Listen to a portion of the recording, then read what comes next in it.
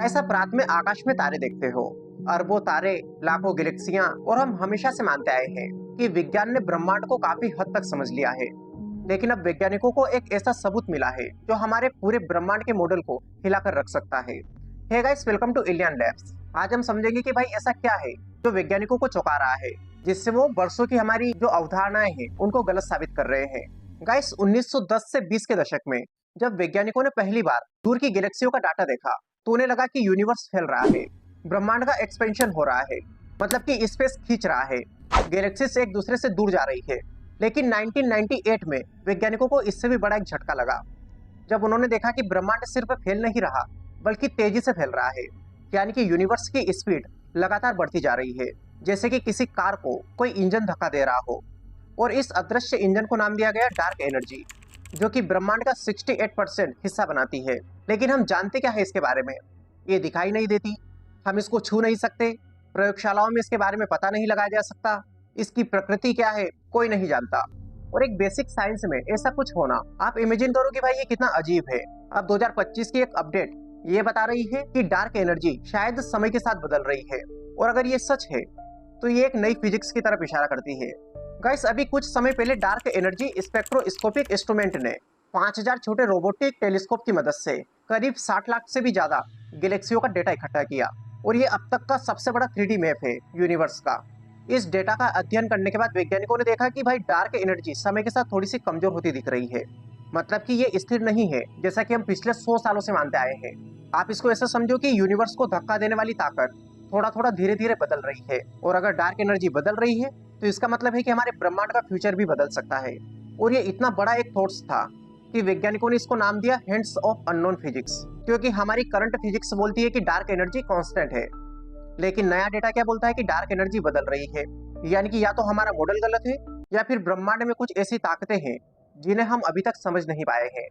तो सवाल आता है कि भाई अननोन फिजिक्स का मतलब आखिर क्या है?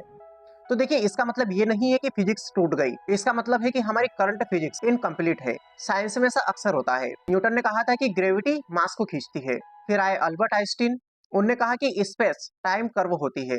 और वहीं एक तरफ क्वांटम फिजिक्स बोलती है कि पार्टिकल्स वेव्स की तरह बिहेव करते हैं। मतलब कि हर बार एक नई खोज ने पुराने सिद्धांतों में बदलाव किया।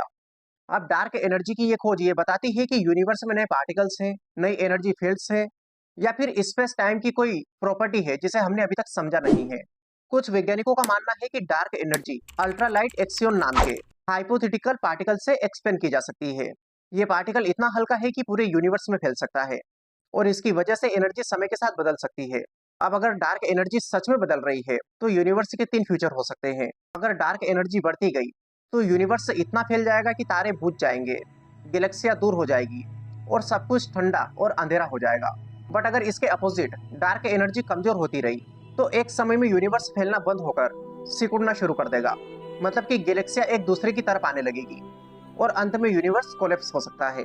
अगर डार्क एनर्जी अचानक तेज हो गई तो पहले गैलेक्सियां, फिर तारे, फिर ग्रह, और आखिर में एटम्स भी फट जाएंगे। और ये सबसे ड्रामेटिक भविष्य है। लेकिन फिलहाल ये जो नई थ्योरी सामने आई है, इसके अनुसार डार्क एनर्जी थोड़ी सी कमजोर होती लग रही है। खैर, फिलहाल ये केवल संकेत है, अभी तक कोई पक्का सबूत नहीं मिला है। और आखिर ये खबर इतनी बड़ी क्यों है, ये सवाल आपके दिमाग में आ सकता है। तो गाइस देखिए, अगर ये कंफर्म हो गया तो इसका मतलब होगा कि आइंस्टीन का जो मॉडल है वो भी इनकम्प्लीट है, और ये मॉडर्न फिजिक्स का सबसे बड़ा झटका होगा, क्योंकि इससे ग्रेविटी की एक नई डेफिनेशन सामने आ सकती है, स्पेस टाइम की नई प्रॉपर्टीज मिल सकती है, और हो सकता है कि यूनिवर्स के बिहेवियर को समझने के लिए दोबारा नए इक्वेशंस हमको बनाने पड़ जाए। यानी कि ब्रह्मांड कैसे काम करता है ये हमको फिर से लिखना पड़ेगा। हालांकि वैज्ञानिकों ने इस अननोन फिजिक्स को अभी तक कंफर्म नहीं किया है। उन्होंने अननोन फिजिक्स के संकेत देखे हैं, और इन दोनों में बहुत बड़ा फर्क है। और इन सबसे सिर्फ एक ही बात क्लियर होती है कि भाई हमारा यूनिवर्स पहले से भी ज्यादा रहस्यमयी है। विज्ञान कभी खत्म नहीं होता, यूनिवर्स हमें हर दिन चौंकाता है।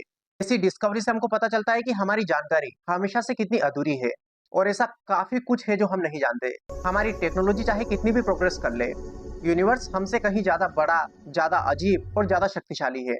और अगर ये डिस्कवरी कंफर्म होती है तो गाइस ये 21वीं सदी की सबसे बड़ी वैज्ञानिक घटना होगी।